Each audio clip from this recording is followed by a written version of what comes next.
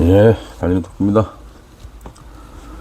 오늘도 이 삼복더위에 또 쿠오바디스를 한번 읽어보겠습니다. 오늘은 11장입니다.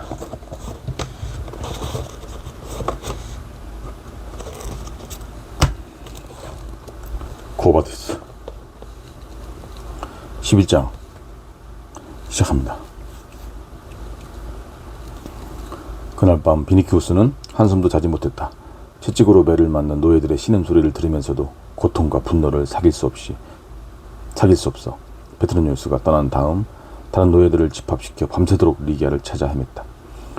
에스퀼리누스 언덕에서 시작하여 수브라와 스켈라투스 거리, 그리고 그 일대를 샅샅이 뒤졌다. 그 다음 카피툴리움을 한 바퀴 돌아서 파브리키우스 다리를 지나 건너편 섬까지 갔다가 티베리스 강 유역에까지 이르렀다. 리기아를 찾으리라는 희망이 있어서기라기보다는 그렇게라도 하면서 그 참담한 밤을 넘기려고 무작정 찾아 나선 것이다. 하지만 결국 헛수고로 끝나고 말았다. 비니키우스가 기계했을 때는 이미 동이 튼 뒤여서 노새가 끄는 채소 장수와 마차가 거리에 나와 있었으며 빵 장수는 가게 문을 열고 있었다. 집에 들어서자마자 비니키우스는 그때까지 아무도 손을 못 대고 있던 굴로의 시체를 치우라고 지시했다. 그러고는 리기아를 빼앗긴 노예들을 모조리 시골의 노역장으로 보내라고 명령했는데 그것은 사형보다 더 무서운 형벌이었다. 모든 지시가 끝나자 그는 아트리움의 의자에 몸을 던지고는 리기아를 찾아내어 데려올 방법을 이리저리 모색하기 시작했다.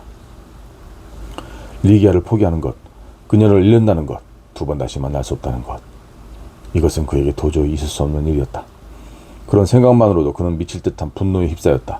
아나무인에다 매사에 자신만만하게 살아온 이 젊은 군인이 태어나서 처음으로 자기의 뜻을 거스르는 강력한 저항에 부딪힌 것이었다.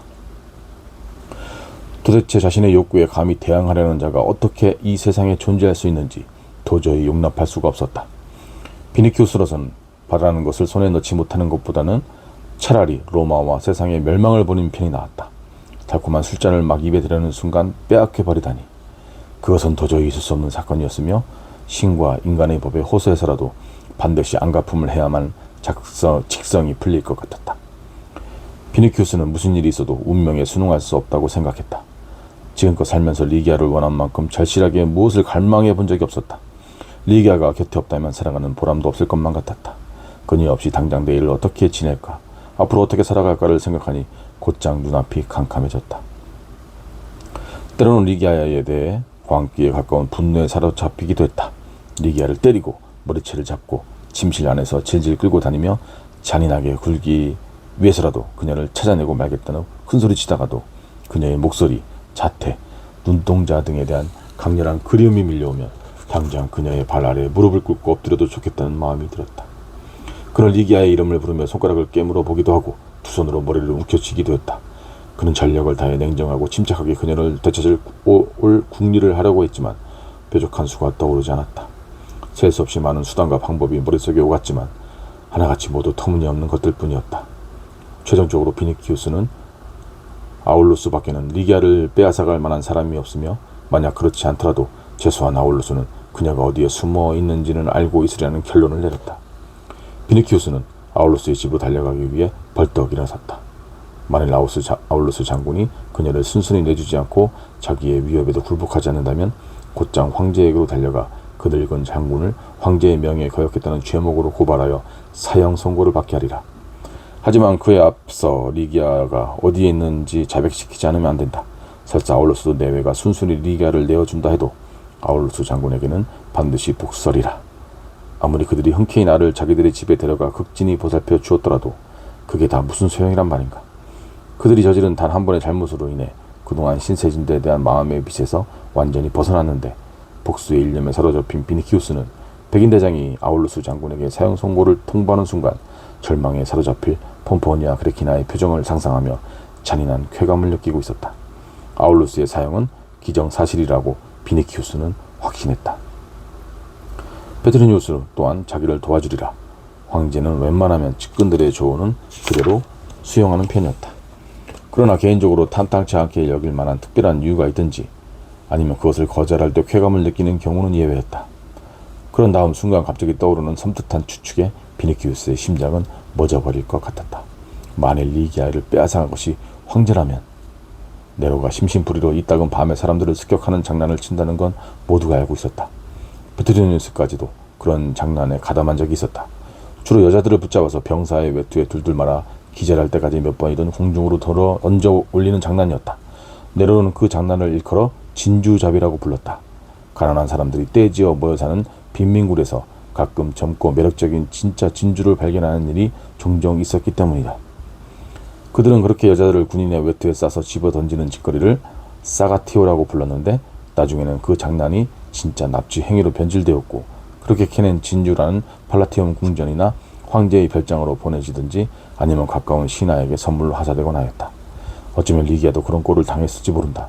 연애 때 황제가 리기아를 보았으니 지금까지 본 그 어떤 여자들보다 아름답다고 생각했을 것이 틀림없다. 비니키우스는 이 사실만큼은 추호도 의심하지 않았다. 그렇다. 분명하다. 리기아는 틀림없이 팔라티움 궁전에 있는 네로의 방에 있을 것이다. 물론 네로는 그녀를 공식적으로 궁전에 붙잡아둘 수 있었으리라. 하지만 베트로니우스가 지적했듯이 황제는 잘못을 저지를 때마다 늘 용기가 부족하였어. 공공연히 해도 될 일을 남몰래 비밀리에 처리하곤 한다. 특히 이번에는 포페아에 대한 두려움 때문에 그런 짓을 저질렀는지도 모른다. 그러자 비니키우스의 머릿속에는 황제가 자기에게 하사한 여인을 설마 아울로스의 내외로 강제로 빼앗아갈 수 있겠는가 하는 의구심이 들었다.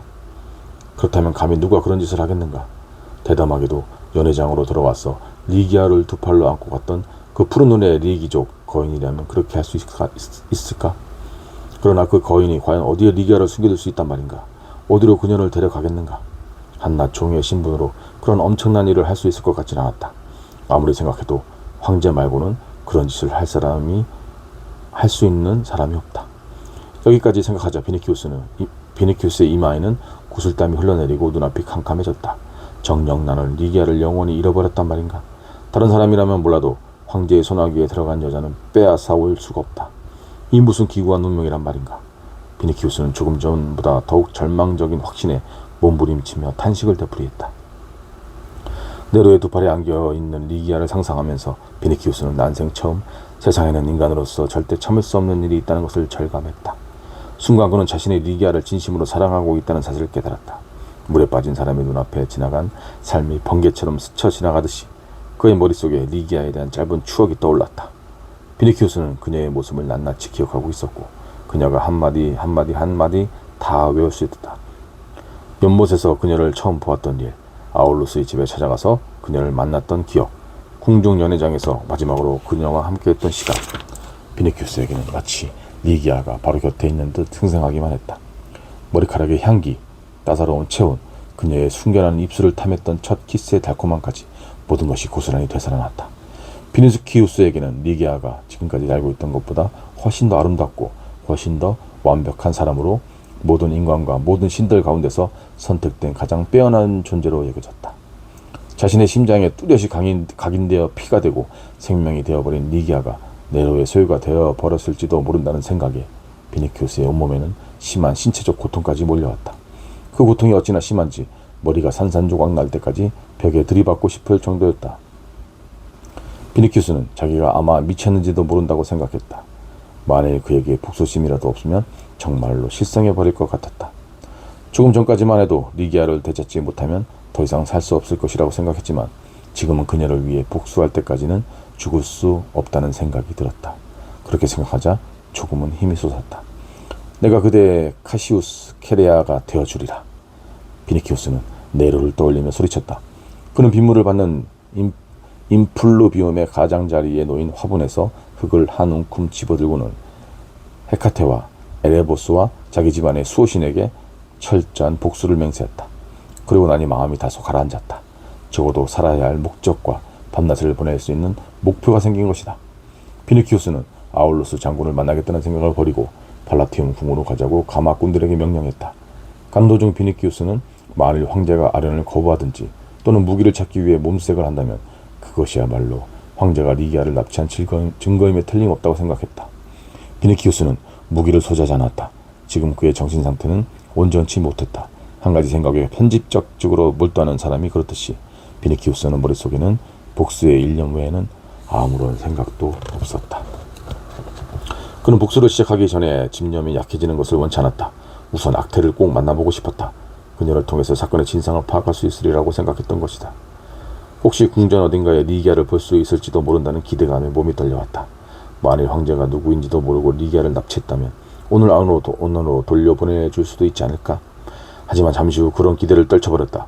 만일 리기아를 되돌려줄 생각이 있었다면 바로 어제 돌려보내지 무엇 때문에 아직까지 데리고 있겠는가? 아무튼 만사를 숨김없이 이야기해줄 사람은 악태밖에는 없다. 그러니 그녀를 만나는 것이 급선무이다.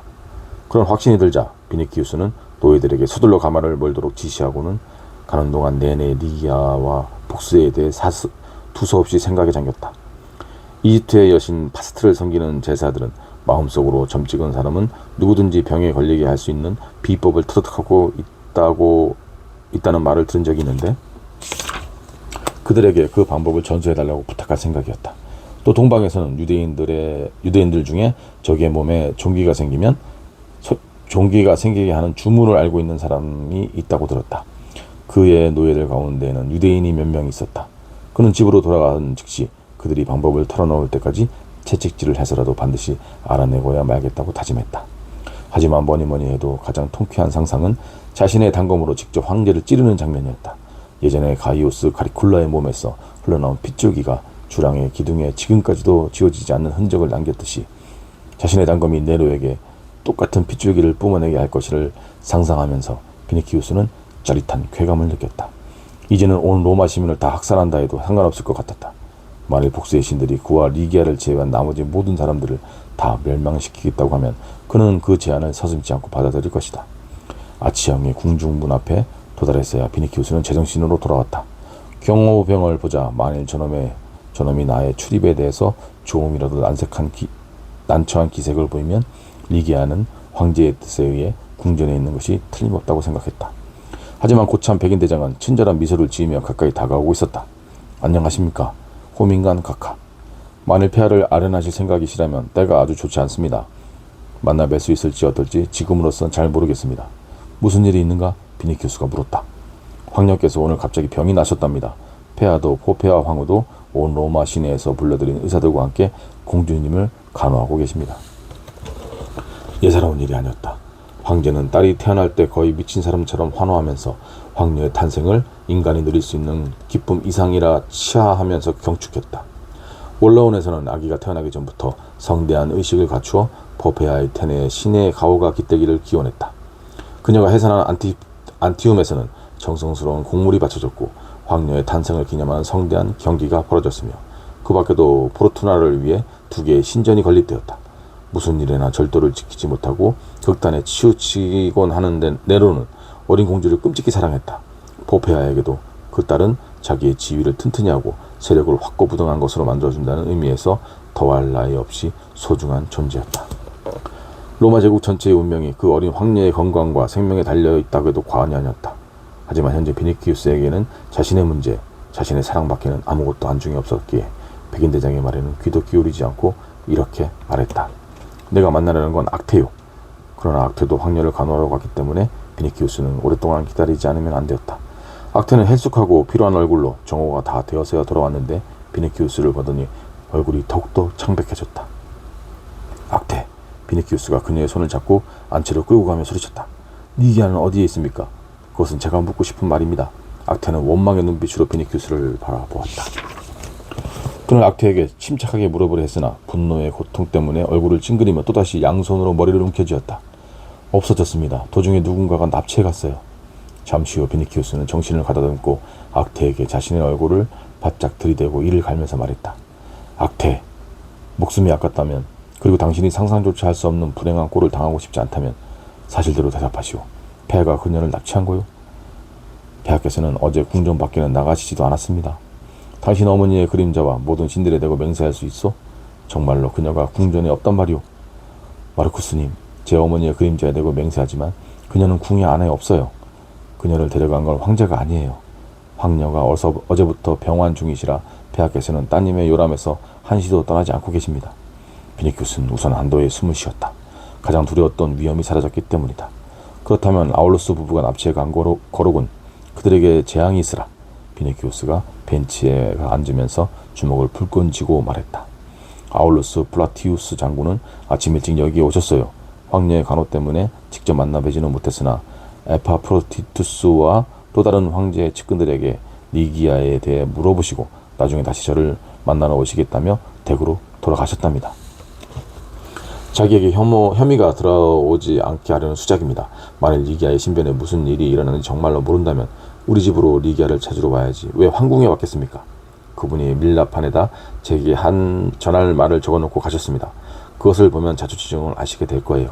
그분은 리기아가 궁중에 불려가게 된 것이 당신과 페트로니우스의 요청 때문이라는 걸 알고 아침에 당신을 찾아갔답니다. 거기서 무슨 일이 일어난지는 알게 된 거지요. 이렇게 말하고 나고 악태는 침실로 들어가 아울루스가 전가를 남긴 밀라판을 들고 나왔다. 비니키우스는 그것을 읽고 나더니 아무 말도 하지 못했다.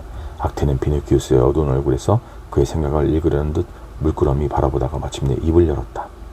마르쿠스님, 제 말 들어보세요. 실은 모든 일이 리기아가 바라던 대로 된 거랍니다. 그럼 당신은 그녀가 떠나라는 것을 알고 있었단 말입니까? 비니키우스가 버럭 소리를 질렀다. 리기아가 당신의 정부가 되고 싶어 하지 않는다는 것은 알고 있었어요. 눈에는 눈물이 맺혔지만 애써 담담한 표정을 지으며 악태가 대답했다. 그럼 당신은요? 당신은 일생 동안 도대체 무엇이란 말입니까? 저야 처음부터 노예의 처지였으니까요. 비니키우스의 분노는 가라앉을 줄 몰랐다. 황제가 그녀를 자기에게 준 이상 예전의 신분 따위는 따질 필요가 없었던 것이다. 설사 땅속으로 꺼졌다 해도 기어이 그녀를 찾아내어 안갚음을 해주리라. 그래, 반드시 정부로 만들어야겠어. 내 성에 찰 때까지 매질을 당하게 해야지. 그것도 실증나면 가장 천한 노예에게로 그녀를 주리라. 아니면 아프리카에 있는 내 영지로 보내 맷돌질이나 하게 하리라. 이제 비니키우스가 리기아를 찾으려는 것은 오직 그녀를 굴복시키고 짓밟고 정복하기 위해서였다. 비니키우스는 점점 더 흥분해서 자제력을 거의 잃어버렸다. 악태는 그의 실제로는 얼음도 내지 못할 일을 하겠다고 큰 소리를 치는 것은 분노와 괴로움 때문이라고 이해하며 그의 아픔에 동정심을 느꼈다. 그러나 그가 내뱉은 극단적인 말들이 그녀의 인내심을 바닥나게 했으므로 악태는 더 이상 참지 못하고 도대체 왜 자기를 찾아왔느냐고 따졌다. 비니키우스는 그 질문에 곧바로 대답하지 못했다.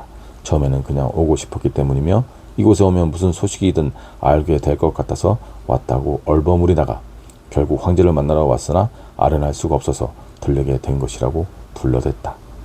리기아는 도주함으로써 황제의 뜻을 거역한 셈이 되었다.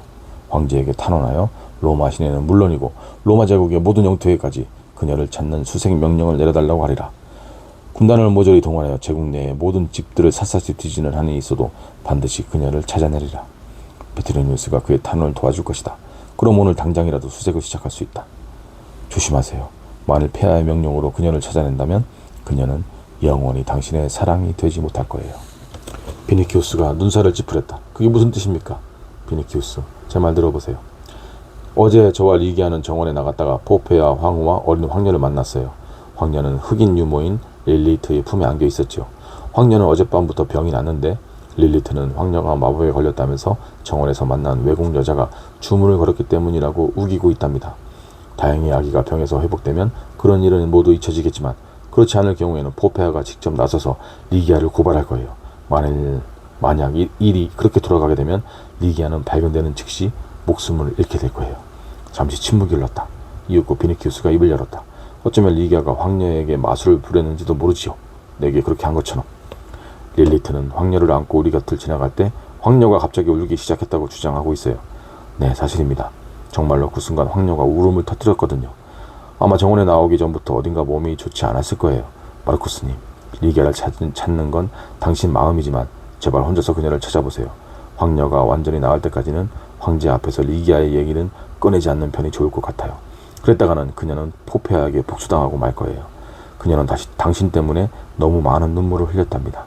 모든 신들이여 리기아의 가엾은 운명을 굽어 살피소서. 악태, 당신은 그녀를 좋아하고 있군요. 네, 그녀가 좋아졌어요. 당신이 리기아를 좋아하게 된 것은 그녀가 적어도 당신에게만은 나한테 그랬듯이 증오로 대하지 않았기 때문이겠죠. 악태는 무엇인가를 망설이며 상대의 말이 진심인지를 확인하려는 듯 한동안 비니키우스를 빤히 쳐다보다가 마침내 입을 열었다. 아, 당신은 정말 성급하기 짝이었고 장님처럼 답답한 분이군요. 그녀는 당신을 사랑하고 있어요. 그 말을 듣자마자 비니키우스는 불에 댄 것처럼 화들짝 놀라며 벌떡 일어났다. 사실이 아니다. 그녀는 나를 추모한다. 도대체 당신이 무엇을 안단 말인가? 만난 지 하루 만에 리기아가 당신에게 무슨 고백을 했겠는가? 사랑은 남자가 향연을 마련해 놓고 애타게 기다리고 있는 집을 버리고 고생스러운 가난함과 방랑의 생활, 불안한 미래를 선택하는 것이 어찌 사랑이란 말인가? 가뜩이나 미칠 지경인데 그런 허무맹랑한 말을 믿을 수가 없다. 궁전의 모든 보물을 다 준다 해도 바꾸지 않으려 했던 소중한 사람이 도망쳐버린 것이다. 환희를 멀리하고 고통을 일깨우는 것이 무슨 사랑이란 말인가? 누가 그런 사랑을 이해해주고 누가 받아주겠는가? 만일 그녀를 찾으리라는 희망이 없어졌다면 벌써 나는 스스로 목숨을 끊어버리리라. 사랑은 주는 것이며 거둬가는 것이 아니거늘 아울루스 집에 있을 때는 행복이 가까운 곳에 있다고 느꼈다. 그러나 이제는 그녀가 과거에도 나를 미워했으며 지금도 미워하고 앞으로도 미워할 것이며 그리하여 죽는 순간에도 나에 대한 증오심을 가슴에 품고 있으리라고 확신하게 되었다. 두서없이 쏟아내는 비니키우스의 말을 듣고 평소에는 그처럼 겁많고 온순한 악태가 버럭 화를 냈다. 리기아를 손에 넣기 위해 진정으로 노력해 보았는가? 아울루스와 폼포니아에게 머리를 숙이고 리기아를 달라고 간청하는 대신 계략을 써서 양친으로부터 딸을 빼앗아오지 않았던가? 양가집 귀수이자 왕가의 핏줄인 그녀를 정식 아내가 아니라 정부로 삼으려 하지 않았던가? 그녀를 죄악과 타락의 온상인 이 궁전으로 끌고 왔을 뿐만 아니라 추악한 연애를 보여주어 그 깨끗한 눈을 더럽혔고 그녀를 마치 창녀 대하듯 하지 않았던가? 리기아를 기른 아울루스 가문이 어떤 집안이며 폼포니아 그레키나가 어떤 여인이라는 것을 잊어버렸단 말인가? 얼마나 어리석기에 폼포니아가 리기아와 같은 여인들은 궁전에 널려있는 니기디아나, 칼비아, 크리스피닐라, 포파야와 같은 여자들과는 근본적으로 다르다는 것을 알아보지 못했단 말인가? 리기아가 치욕보다는 죽음을 선택할 순결할 처녀라는 걸 왜 첫눈에 알아보지 못했단 말인가? 리기아가 어떤 신을 섬기고 있는지, 그리고 그 신은 로마의 방탕한 여자들이 숭배하는 음란한 비너스나 이세스와는 달리 티 없이 순수하고 고결하다는 걸 왜 몰랐단 말인가? 리기아가 악태에게 비니키우스에 대한 마음을 고백한 적은 없었다. 그러나 그녀는 비니키우스가 자기에게를 구해줄 것이라고 믿었다. 비니키우스가 황제에게 청하여 자기를 폼포니아에게 돌려보내 주리라는 희망을 품고 있었다. 그 말을 하면서 리기아는 사랑에 빠져 뭐든지 쉽게 믿는 처녀들이 그러하듯 얼굴을 붉혔던 것이다. 리기아의 가슴은 비니키우스를 위해 설레고 그를 위해 고동치고 있었다. 그런데 정작 비니키우스는 그녀를 두려움에 떨게 하고 실망시키고 상처받게 한 것이다. 어디 한번 황제의 군대를 동원하여 그녀를 찾아보라. 하지만 포페아의 딸이 죽게 되면 모든 혐의가 리기아에게 쓰여질 것이며 그녀는 파멸을 면할 수 없게 된다. 악태의 말을 듣자 분노와 고통으로 괴로워하던 비니키우스가 감동하기 시작했다. 리기아도 그를 사랑하고 있다는 말이 그의 영혼을 뒤흔들어 놓았던 것이다. 그는 아울루스의 집 정원에서 리기아를 처음 만났을 때를 떠올렸다. 그때 그녀는 얼굴을 붉히고 눈을 반짝이며 그의 말에 다소곳이 귀를 기울였었지. 그렇다면 그녀는 그때부터 자기를 사랑하기 시작했던 것은 아닐까? 그렇게 생각하자 갑자기 지금껏 자기가 원했던 것보다 훨씬 더 큰 행복감이 밀려왔다. 이를 순리대로 진행시켰더라면 아마도 그녀를 가질 수 있었을 뿐만 아니라 나를 사랑해주는 그녀를 품에 안을 수 있었을 텐데. 그랬다면 그녀는 대문에 털실을 메워놓고 늑대기 이름을 바르고는 화롯가의 양털로 만든 양탄자를 깔고 앉아 내 아내가 되어 주었으리라. 그리고 그녀의 입에서 흘러나오는 그대 가이오스가 있는 곳에 나 가이아도 함께 있으리라는 언약을 들을 수 있었을 것이며 그녀는 영원히 내 것이 되었을 것이다. 왜 그렇게 하지 못했던가? 모든 준비가 다 되어 있었건만 이제 그녀는 사라져버렸고 영영 찾을 수 없을지도 모른다. 만일 찾아낸다 해도 그녀의 죽음을 초래할 뿐이며 설사 용케 죽음을 면한다 해도 그녀와 아울루스 부부는 더 이상 나를 원하지 않을 것이다. 그런 생각이 들자 또다시 화가 머리끝까지 치밀어 올랐다. 그러나 이번에는 아울루스 부부나 리기아를 향해서가 아니라 페트르니우스를 향해서였다. 모든 것이 그의 탓이다. 페트르니우스만 아니었다면 소중한 그녀는 내 약혼녀가 되었을 것이다. 뿐만 아니라 고생스러운 떠돌이 신세가 될 필요도 없을 것이며 그녀에게 아무 위험도 닥치지 않았을 것이다. 하지만 모든 것을 바로잡기엔 너무 때가 늦었다. 이미 늦었소. 비니키우스는 발밑에 깊은 수렁에 도사리고 있는 것 같은 절망감에 휩싸였다. 무엇부터 시작해야 할지, 어떻게 해야 할지, 어디로 가야 할지 도무지 판단이 서지 않았다. 악태 또한 그의 옆에서 네, 늦었어요 라는 말만 되풀이할 뿐이었다. 다른 사람의 입에서 그런 말을 들으니 비니키우스에게는 마치 사형 선고처럼 들렸다. 단 한 가지, 그가 알고 있는 분명한 사실은 리기아를 어떻게든 찾아내야 한다는 것. 그렇지 않으면 자신이 어떻게 될지 장담할 수 없다는 것이다. 비니키우스가 정신없이 토가를 거치고 악태에게 작별 인사도 없이 그곳을 나가려고 할 때 현관과 안채 사이에 있는 휘장이 갑자기 열리더니 수심에 가득 찬 폼포니아 그레키나가 나타났다. 폼포니아 역시 리기아가 실종되었다는 사실을 알고 있는 것이 분명했다. 악태를 만나기엔 아울로스보다 자기가 낫겠다고 싶어 직접 왔으리라. 폼포니아는 비니키우스를 보자 조그맣고 창백한 얼굴을 그에게로 향하며 말했다. 마르쿠스, 당신이 우리와 리기아에게 저지른 잘못을 신이여 부디 용서하소서. 비니키우스는 불운함과 죄책감을 동시에 느끼며 고개를 숙이고 있었다. 폼포니아가 말하는 신이 어떤 신인지, 그리고 그 신이 어떻게 자기를 용서해 줄 수 있다는 것인지 비니키우스는 도무지 이해가 가지 않았다. 폼포니아의 입장에서는 복수라는 말을 해도 시원찮을 판에 왜 용서라는 말을 하는지도 알 수 없었다. 그의 머릿속은 괴로운 상념과 불안, 놀라움과 이 뒤섞여 혼란스러웠다. 생각의 갈피를 잡을 수 없어 비니키우스는 밖으로 나왔다. 안뜰과 회랑이는 근심스러운 표정을 한 사람들이 떼를 지어 서 있었다. 궁전의 노예들 사이에 섞여있던 기사와 원로원들의 얼굴도 보였다. 한편으로는 어린 황녀의 병세를 알아보기 위하여, 다른 한편으로는 황제의 모습을 드러냄으로써 황제의 노예들에게까지 자기들이 걱정하고 있다는 증거를 보여주기 위해 그곳에 모여 있었던 것이다. 신성한 황녀가 병이 났다는 소문이 어느새 널리 퍼져서 정문으로 새로운 얼굴들이 계속 밀려들고 아치형으로 만들어진 복도의 출입문에도 사람들이 몰려 있었다. 지금 막 도착한 문병객들은 비니키우스가 궁전에서 나오는 것을 보고 소식을 들을 수 있을까 해서 그를 붙잡고 황녀의 용태를 물었으나 그는 대꾸도 하지 않고 서둘러 걸음을 옮겼다. 바로 그때 황녀를 문병하러 온 페트로니우스와 부딪힐 뻔했다. 평소에 비니키우스였다면 페트로니우스를 보자마자 분통을 터뜨리면서 거기가 궁중이건 어디건 상관없이 불순한 행동을 서슴지 않았을 것이다. 그러나 악태의 방을 나올 때 이미 풀이 죽고 기운이 빠져 있었으므로 화를 내지 않았다. 비니키우스는 페트로니우스를 밀치고 그대로 지나치려 했으나 페트로니우스가 그녀를 붙잡았다. 황녀의 병세는 어떻더냐? 페트로니우스가 말했다. 삼촌이 억지로 붙잡았기 때문에 비니키우스는 다시 화가 치밀어 올랐다. 그래서 그 모든 분노를 한꺼번에 터뜨렸다. 황녀고 궁전이고 모조리 지옥으로 떨어져 버려라. 그는 이를 갈면서 대답했다. 닥쳐라 이 바보 같은 녀석아. 페트로니우스가 주의를 재빨리 들어보더니 말을 이었다. 리기아의 소식을 듣고 싶거든 나를 따라와라. 여기서 무슨 말을 할 수가 없구나. 자, 어서 따라오려무나. 가마에 올라가서 이야기하자. 페트로니우스는 한 발로 젊은이를 끌어안다시피 하여 서둘러 궁전을 빠져나왔다. 한시라도 빨리 궁전 밖으로 데리고 나가기 위해 아무렇게나 둘러댔을 뿐 사실 그에게 별다른 소식은 없었다. 그러나 원체 지략이 풍부한 사람인데다가 비니키우스의 심정을 10분 이해하고 게다가 이 사건에 어느 정도 책임감을 느끼고 있었기에 이미 리기아를 찾기 위한 방안을 세우고 있었다. 가마에 오르자마자 페트로니우스는 입을 열었다. 내가 노예들을 시켜 성문을 하나도 빠짐없이 철저하게 감시하도록 해두었다. 그 처녀와 그 처녀를 연회장에서 데리고 나갔던 거인에 대한 상세한 정보도 모두에게 나눠주었다. 그녀를 납치한 놈은 바로 그 거인이 틀림없다. 내 말을 잘 들어라. 어쩌면 아울로스 부부가 시골에 있는 영지에 그녀를 숨겨두려 할지도 모른다. 그렇다면 어느 쪽으로 데려갈 것인지 확실히 알아낼 수 있을 것이다. 만약 총들이 성문에서 그 여자를 보지 못하면 그것은 그녀가 아직 시내에 있다는 증거니 오늘이라도 당장 수색을 시작할 수 있다. 아울로스 부부도 그녀가 어디에 있는지 모릅니다. 비니키우스가 대답했다. 그게 확실하니? 폼포니아를 만났습니다. 그분도 리기아를 찾고 있습니다. 밤에는 성문이 굳게 닫혀 있으니까 어제는 빠져나가지 못했을 거야. 각 성문마다 노예를 한 2명씩 붙여 감시하도록 해놓았다.